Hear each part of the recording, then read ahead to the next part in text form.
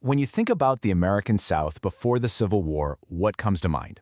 Probably immense wealth, right? Grand plantations. But here's the thing. It's a huge paradox. All that wealth was built on a foundation that was, well, incredibly fragile. We're going to dig right into that fascinating contradiction. Let's get started. So, where does this whole story really kick off? Well, believe it or not, it's not in the Deep South. We're heading to the frontier. The year is 1836, and tensions are just about boiling over in a remote corner of Mexican territory. And that brings us to a phrase you've definitely heard before. It's an absolutely legendary American battle cry, right? It's all about a heroic last stand for freedom. But freedom for what exactly? That's the real question. I mean, the stories we all know about Davy Crockett and Jim Bowie, they're powerful, for sure. But that's just not the whole picture. Not even close. The real reasons for this fight?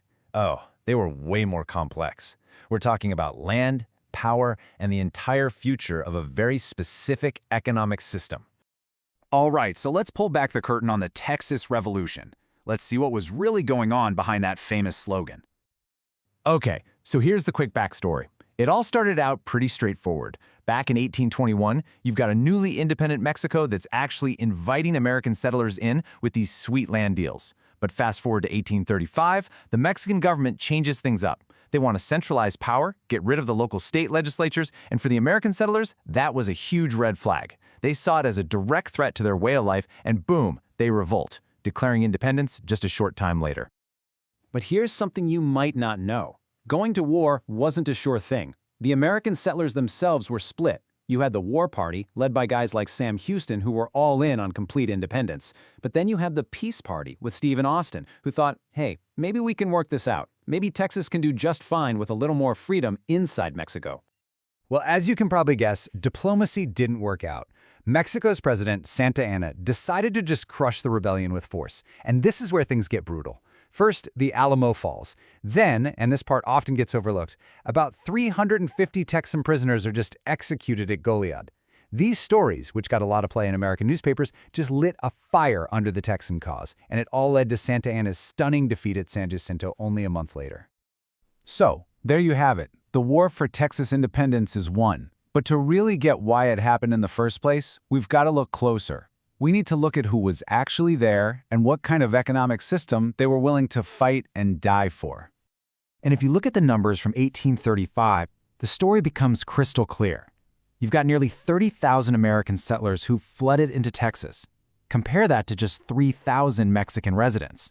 I mean, it's a complete demographic takeover. They were building a whole new world out there. But it had a third, very controversial piece to it. Right.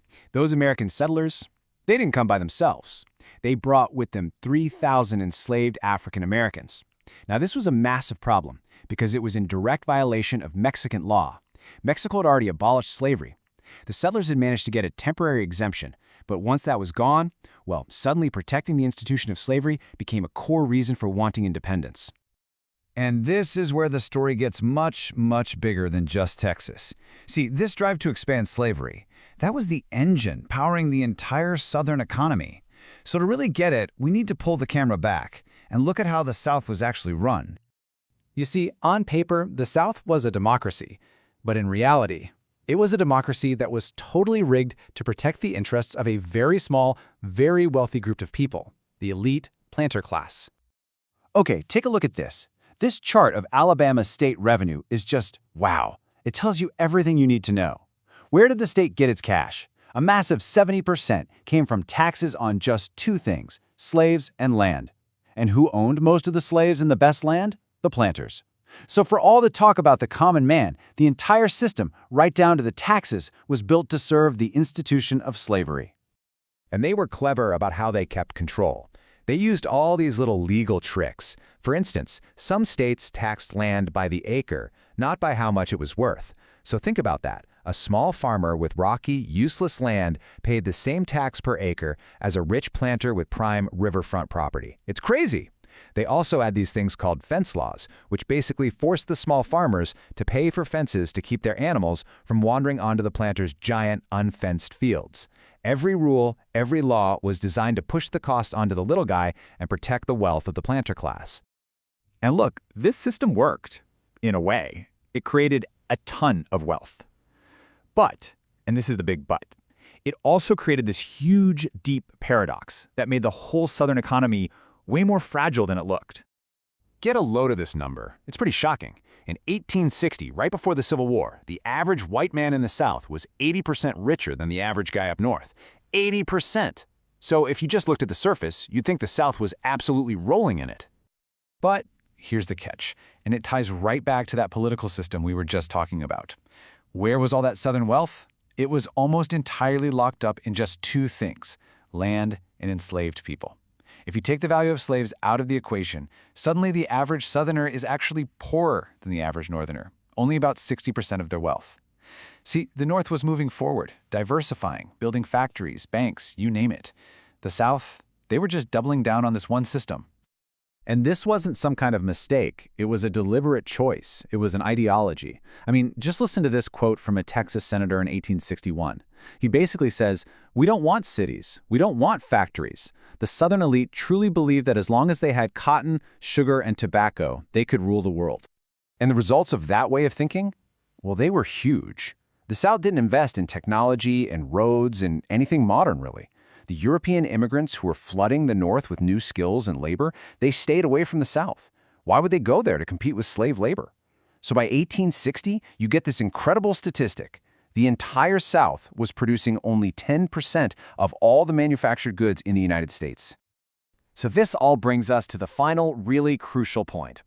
The South had built itself a kingdom, for sure, but it was a kingdom built on a foundation of sand.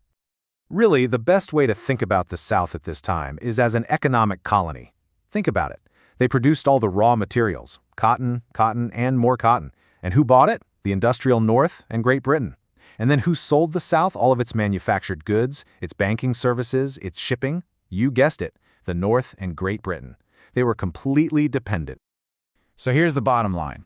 The South's absolute obsession with cotton and slavery was a trap. The very laws and political choices they made to protect the wealth of the planters were the exact same things that stopped them from building a diverse, modern economy, the kind of economy that would have given them real, long-term stability. You know, some people in the South could see it coming. There was this one guy, a textile entrepreneur named William Gregg, and he wrote about his dark forebodings for the future. He warned that all the easy money from cotton had made the South soft. Enervated was the word he used, basically weakened and totally unprepared for what was coming. And that's where we're left, with this one huge, unavoidable question. From the dusty battlefields of Texas all the way to the state houses of the Deep South, the region had built this incredible system that was, at the same time, incredibly powerful and unbelievably fragile. So the only question that really mattered was, how long could a kingdom like that, built on a single crop and the bondage of human beings, truly last?